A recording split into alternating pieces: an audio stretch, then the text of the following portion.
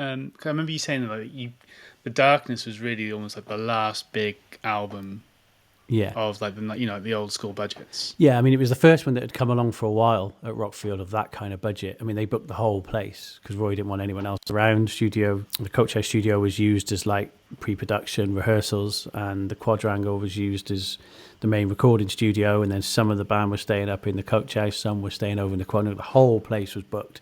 Massive expense, private chefs brought in. It went on for 16 weeks. So we thought it'd be 6, but it went on for 16 weeks. Massive, massive expense. And that wasn't the end of it. Then it was 10 weeks in Whitfield Street in London. Then it was 4 weeks in Arizona. So massive long album, massive budgets, higher budgets. Like you hadn't seen that since like the mid to late 90s, really, that kind of budget for hire equipment.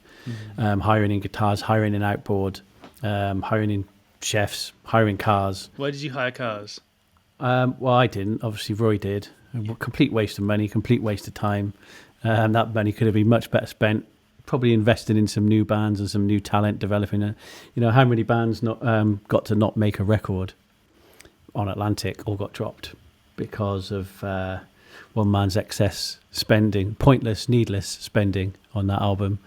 It sickened me at the time, actually. Yeah. Was it was it Land Rover, Mercedes?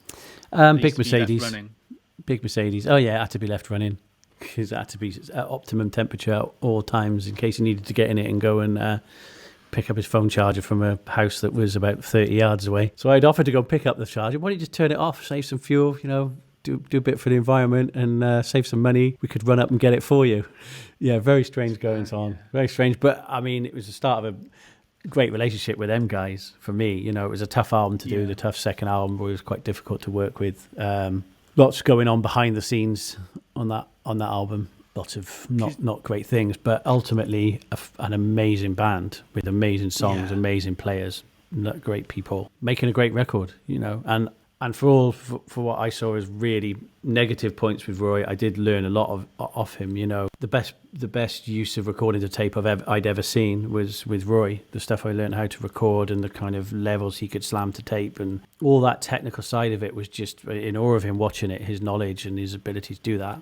And then the other side of producing, I learned loads, like how not to do shit and how not to be a dick. Do you learn you learn a little bit about the guitar sounds that Queen how we got the Queen guitar? Yeah, so luckily they still got the preamps there that he would have used in the 70s, so we could the chain was pretty much the same as it was in the 70s, obviously slightly different amps, although we got the Voxes in and everything as well. But it was just excessive. Everything was why are we having one amp when we can have 7? There was speakers in the echo chamber running long cables up on poles so that cars could still drive under them. They were up on poles, so they were it was like a washing line going across the courtyard to a 4x12 in the echo chamber. And then there'd be a 4x12 in the dead room, a 4x12 in the live room. And these would all be going at the same time. It was quite thorough getting the same. It was 2 weeks set up time for that album before a note was played. So we had we'd try every 4x12 with every mic combination in every part of the room. And then we tried different combinations. And once we kind of got it, we'd nail it down. Same with the drums, loads of mics, moving them around. And once we got it, we'd actually had to literally measure the distance between the skin and the mic and the side of the drum and the mic, take photos of where they were, and we'd have to make sure it never ever moved. Because of his OCD, I guess, he could, it always had to be exactly the same.